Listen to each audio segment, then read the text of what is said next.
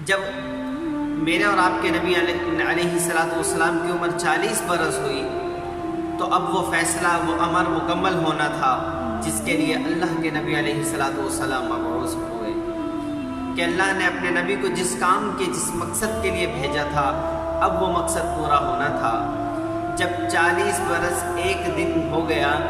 تو اللہ کے نبی علیہ السلام کو اللہ کی طرف سے نبوت عطا کر دی گئی اور نبوت سے سرفراز فرما دیا گیا، اور آپ 40 کی برس میں نبوت سے سرفراز ہوئے، سربلند ہوئے، اور آپ کی قدر لوگوں کے اندر سب سے عظیم ہو گئی۔ چنانچہ اللہ کے نبی علیہ السلام پر جب پہلی وحی نازل ہوئی تو یہ وحی کے اندر حکم صرف آپ کی ذات کے متعلق تھا، اس لیے کہ ابھی کوئی لوگ مسلمان ہوئے نہیں تھے،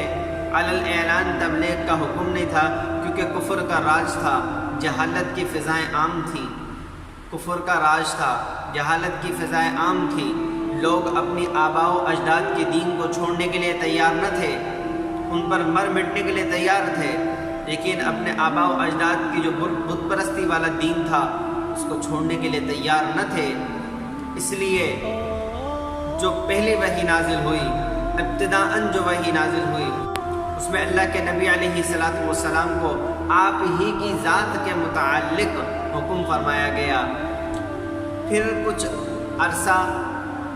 یہ وحی کا سلسلہ منقطع رہا، پھر کچھ عرصے بعد جب دوبارہ وحی اللہ کے نبی پر اتری تو اس میں آپ علیہ السلام کو تبلیغ کا حکم فرمایا گیا، لیکن اب بھی جو تبلیغ کا حکم فرمایا گیا کہ دین اسلام کی اشاعت کیجیے، لیکن علی الاعلان نہیں، بلکہ چھپ کر، بلکہ مخفی طور پر اپنے درمیان رکھ کر، اب بھی علی الاعلان حکم نہیں ہوا۔ چنانچہ اللہ کے نبی علیہ السلام نے اپنے طور پر سب سے پہلے ان لوگوں کو دعوت دینا شروع کی جن سے آپ کی جان پہچان تھی، جن سے آپ کا میل جول ہو چکا تھا اور جن سے آپ کے معاملات اچھے ہو چکے تھے، تو ایسے لوگوں کو آپ نے دعوت دینا شروع کی، یا پھر جن کو آپ دیکھ کر پہچان لیتے تھے فراست کی وجہ سے کہ واقعی یہ اسلام کا شیدائی بن سکتا ہے، یہ واقعی مسلمان ہو سکتا ہے، یہ دین اسلام کو قبول کر سکتا ہے، آپ اس شخص کو دعوت دیتے۔ لیکن یہ کام، یہ سلسلہ چھپ کر چلتا رہا۔ چنانچہ سب سے پہلے عورتوں میں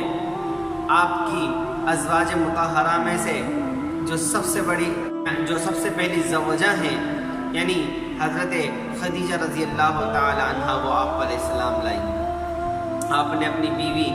جو سب سے پہلے تھی، کیونکہ اللہ کے نبی علیہ السلام نے آپ جب تک آپ کے نکاح میں رہی، یعنی حضرت خدیجہ جب تک حضور کے نکاح میں رہی تب تک آپ نے کسی اور عورت سے نکاح نہیں کیا۔ یہ حضرت خدیجہ رضی اللہ تعالی عنہا کا اعزازی شرف ہے۔ تو آپ نے اپنی بیگم صاحبہ کو دعوت دی، ام المؤمنین سیدہ خدیجہ الکبریٰ رضی اللہ تعالی عنہا کو جب دعوت دی تو آپ نے قبول کر لیا، اور جب قبول کر لیا تو سب سے پہلی خاتون اسلام لانے والی حضرت خدیجہ الکبریٰ رضی اللہ تعالی عنہا ہیں۔ اور مردوں میں حضور علیہ السلام کے،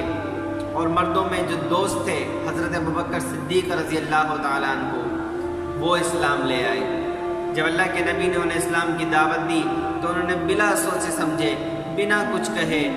قبول کر لیا کہ میں محمد پر ایمان لاتا ہوں، میں محمد کے دین پر ایمان لاتا ہوں، میں اسلام قبول کرتا ہوں۔ آپ نے تصدیق کی، اور آپ کے چچا زاد بھائی حضرت علی رضی اللہ تعالی عنہ بھی آپ پر اسلام لے آئے، اور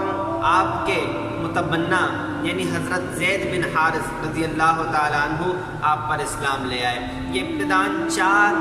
حضرات اسلام لے کر آئے۔ پھر حضرت ابوبکر صدیق رضی اللہ تعالیٰ عنہ، چونکہ آپ علیہ السلام کے قریبی دوست بھی تھے، انہوں نے بھی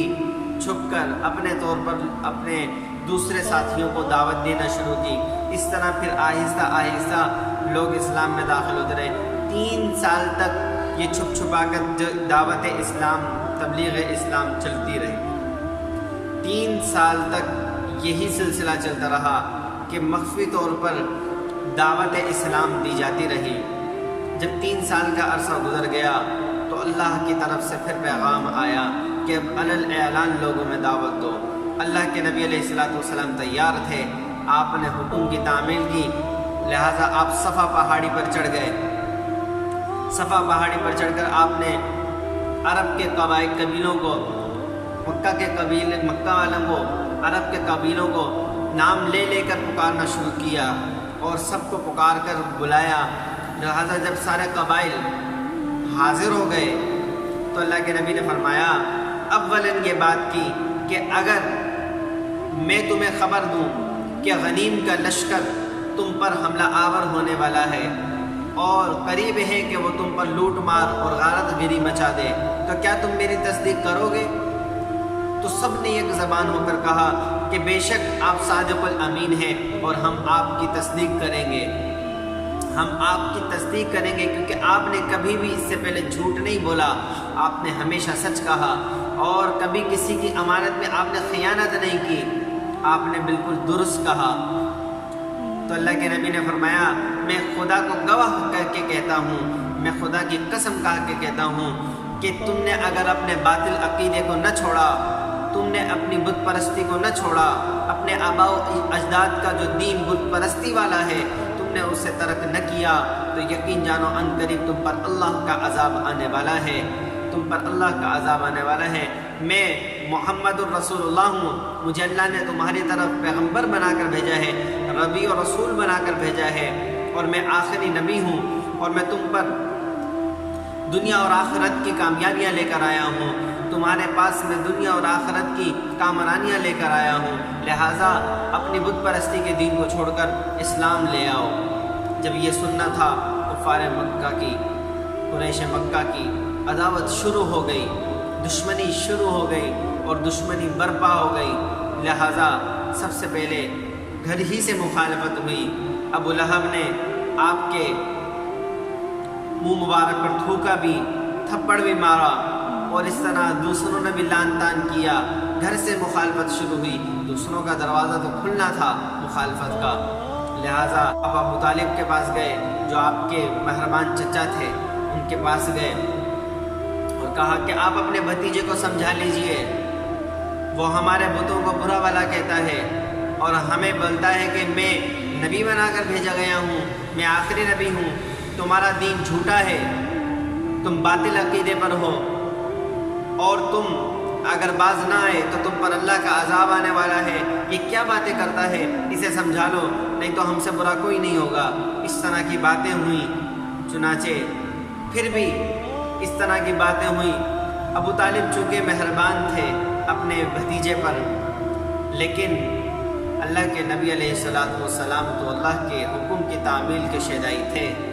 آپ نے تو اللہ کے حکم کو پورا کرنا تھا۔ آپ اسی طرح دعوت اسلام دیتے رہے اور بہت سی تکلیفوں کا آپ سامنا کرتے رہے،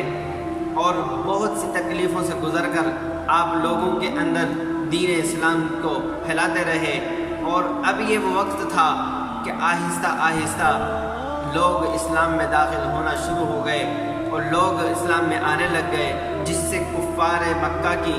قریش مکہ کی اور ان قبیلوں کی عداوت بلند ہوتی چلی گئی